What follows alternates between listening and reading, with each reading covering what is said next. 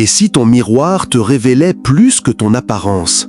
Et si ton visage racontait une histoire que toi-même tu n'oses pas regarder? Ton visage parle même lorsque tu te tais. Il révèle ce que ton cœur vit, même lorsque tu essayes de le cacher derrière un sourire maîtrisé ou une posture solide. Dans la sagesse islamique, l'apparence extérieure n'est jamais totalement séparée de l'état intérieur. Ce que l'âme accumule finit toujours par laisser une trace. Rien ne reste enfermé éternellement dans le cœur. Ce qui s'y installe façonne lentement le regard, les traits, la lumière ou l'ombre qui émane de toi. Avant d'aller plus loin, abonne-toi à la chaîne Pouvoir d'Allah. Ici, nous avançons ensemble dans la réflexion, la conscience et le rappel d'Allah à la lumière du Coran et des enseignements du prophète Mohammed, paix et bénédiction sur lui. Car notre objectif n'est pas de parler d'apparence, mais de vérité intérieure. Si ton visage semble parfois tendu, fatigué ou assombri, ce n'est pas toujours une question d'âge ou de circonstances extérieures. C'est parfois le reflet d'un cœur alourdi par des pensées répétées, des inquiétudes constantes, des comparaisons inutiles, des blessures non guéries. Le temps marque le corps, mais les états du cœur marquent plus profondément encore. Et à l'inverse, si ton regard dégage une paix inexplicable malgré les épreuves, ce n'est pas un hasard non plus.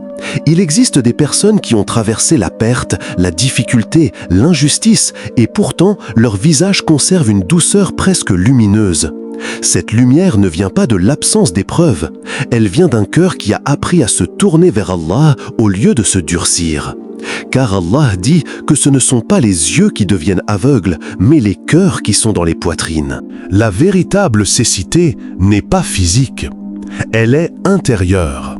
De la même manière, la véritable lumière n'est pas cosmétique, elle est spirituelle. Alors pose-toi cette question avec sincérité. Que laisse ton cœur s'installer en lui chaque jour? Car tôt ou tard, ton visage finira par en témoigner. Le monde regarde les traits, Allah regarde les cœurs. Le monde voit les rides, Allah voit les intentions. Ce contraste est profond. Les êtres humains jugent ce qui est visible, mesurable, photographiable. Mais Allah connaît ce qui se forme en silence à l'intérieur. Et c'est précisément là que tout commence. Le visage est souvent le miroir discret de ce que le cœur porte. Pas immédiatement, pas toujours de manière évidente, mais avec le temps, ce que l'on nourrit intérieurement finit par se manifester extérieurement. Un cœur chargé de rancune finit par durcir les traits. La mâchoire se crispe, le regard devient méfiant, l'expression se ferme. Un cœur envahi par la jalousie alourdit le regard. Il y a une tension subtile, une comparaison permanente qui fatigue l'âme et finit par se lire sur le visage. À l'inverse, un cœur apaisé, confiant en Allah, laisse paraître une douceur que rien ne peut imiter. Cette douceur ne dépend pas des années vécues, elle ne dépend pas des épreuves traversées, elle dépend de la relation avec Allah. Un cœur qui pardonne plus qu'il ne garde, qui espère plus qu'il ne craint, qui fait confiance plus qu'il ne contrôle, finit par dégager une sérénité visible. Combien de fois as-tu rencontré une personne âgée dont le visage semblait éclairé d'une paix inexplicable? Et combien de fois as-tu croisé un regard jeune mais déjà fatigué par l'amertume, par la frustration, par la comparaison constante? Ce n'est pas le temps seul qui marque, ce sont les états intérieurs répétés. Allah rappelle qu'au jour où ni les biens ni les enfants ne seront d'aucune utilité, seul celui qui vient avec un cœur saint sera sauvé. Le cœur saint est un cœur purifié de la rancune excessive, de l'orgueil, de la jalousie destructrice. C'est un cœur qui a appris à revenir vers Allah lorsqu'il se trouble. Alors interroge-toi avec sincérité. Que cultives-tu dans ton cœur chaque jour ? Car ce que tu y laisses grandir finira tôt ou tard par apparaître sur ton visage. Il est rapporté qu'un homme, troublé par ce qu'il observait autour de lui, demanda à un sage pourquoi certaines personnes, ayant traversé de grandes épreuves, conservaient une sérénité visible.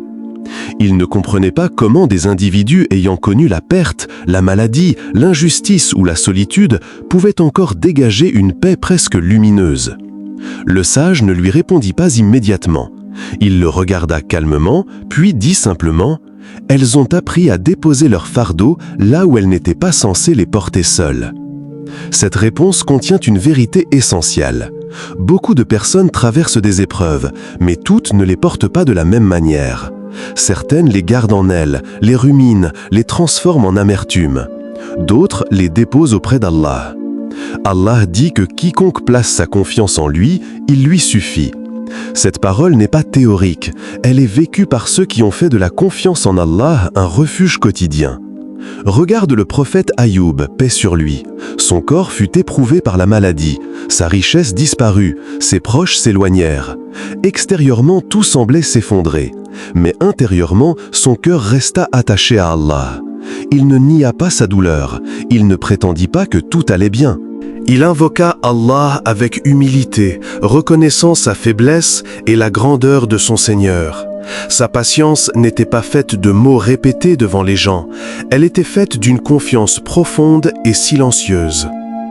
Et Allah lui rendit ce qu'il avait perdu, non seulement en bien, mais en élévation spirituelle. Alors pose-toi cette question avec sincérité. À qui confies-tu réellement ce que ton cœur porte ? Le gardes-tu enfermé jusqu'à ce qu'il t'alourdisse ou le déposes-tu auprès de celui qui suffit à toute chose ?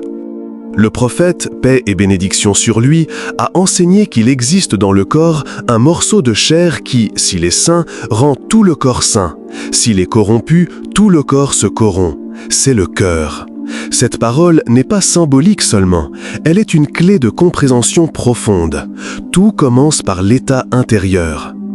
Il existe des poisons invisibles qui ne laissent pas de traces immédiates, mais qui travaillent lentement l'âme. La rancune que l'on garde en pensant se protéger. La comparaison constante qui fait oublier les bienfaits qu'Allah nous a accordés. La colère silencieuse que l'on nourrit sans la purifier. Ces états fatiguent l'âme plus rapidement que le temps lui-même. Ils ne vieillissent pas seulement les pensées, ils marquent les attitudes, ils altèrent la paix intérieure. Un cœur qui accumule sans se purifier finit par se contracter. Le regard devient plus dur, la parole perd sa douceur, la posture trahit une tension constante. Même si la personne ne dit rien, son visage finit par refléter ce combat intérieur. Car ce que l'on autorise à rester dans le cœur finit toujours par se manifester à l'extérieur. Allah sait ce que les poitrines renferment. Il connaît tes luttes intérieures. Il connaît les pensées que tu combats en silence. Il connaît aussi celles que tu laisses s'installer trop longtemps. Rien ne lui échappe, ni la jalousie que tu regrettes, ni l'amertume que tu essaies de dépasser, ni la tristesse que tu caches derrière un sourire. Alors interroge ton cœur avec sincérité. Que laisses-tu grandir en lui ? Car purifier le cœur n'est pas un acte secondaire. C'est une nécessité pour préserver ta paix, ta lumière et ta relation avec Allah.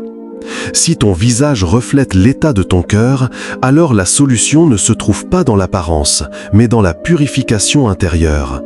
Beaucoup cherchent à corriger ce qui se voit, sans traiter ce qui se vit.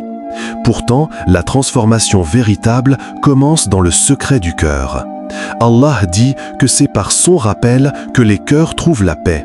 Pas par la distraction, pas par l'évasion, mais par le retour sincère vers lui. Le pardon allège ce que la rancune alourdit. La gratitude guérit ce que la comparaison abîme.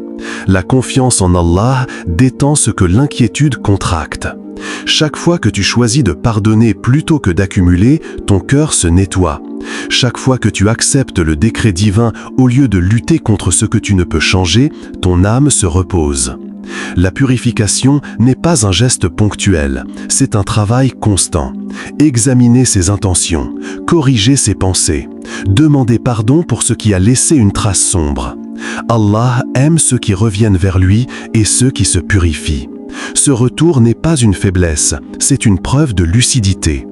Quand le cœur revient vers Allah, il se libère de ce qui l'alourdissait.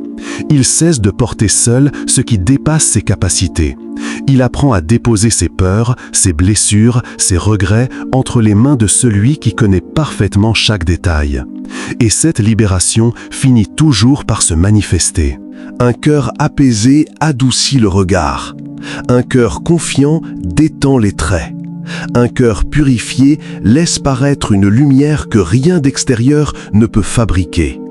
Ce n'est pas une question d'âge, ce n'est pas une question de circonstance, c'est une question d'état intérieur. Alors pose-toi cette question essentielle. Que choisis-tu de nourrir en toi aujourd'hui? Car ce que tu purifies éclaire, et ce que tu laisses s'accumuler assombrit. Ton visage révèle l'état de ton cœur, mais ce que les gens voient n'est qu'une surface. Ce qu'Allah voit, c'est la profondeur. Les regards humains s'arrêtent aux traits, aux rides, aux expressions passagères. Le regard d'Allah traverse tout cela. Il connaît l'intention cachée derrière chaque parole. Il connaît la lutte silencieuse derrière chaque sourire. Il sait ce que ton cœur affronte lorsque personne ne l'entend. Peut-être que certains te jugent à partir de ce qu'ils perçoivent extérieurement. Peut-être qu'ils interprètent ton silence, ton regard, ton attitude. Mais rappelle-toi que l'essentiel n'est pas ce que les gens concluent. L'essentiel est ce qu'Allah voit réellement en toi. Et Allah voit la patience que tu ne montres pas. Il voit les combats que tu mènes sans bruit. Il voit les efforts invisibles que tu fais pour purifier ton cœur. Si ton cœur est en train de se corriger, même lentement, c'est déjà une lumière. Si tu luttes contre la rancune, si tu cherches à pardonner, si tu fais l'effort de revenir vers Allah malgré tes faiblesses, sache que rien de cela n'est perdu. Allah ne néglige aucun retour sincère. Il ne méprise aucune larme discrète. Il n'ignore aucune intention cachée. Purifier son cœur n'est pas un chemin instantané, c'est un engagement quotidien. Mais chaque pas vers Allah transforme l'intérieur. Et lorsque l'intérieur change, l'extérieur finit toujours par emporter la trace. Si ce message a touché ton cœur, abonne-toi à la chaîne Pouvoir d'Allah. Ici, nous avançons ensemble dans le silence, la profondeur et la lumière. Souviens-toi, purifie ton cœur et ton visage suivra, car Allah n'ignore jamais un cœur qui revient sincèrement vers lui.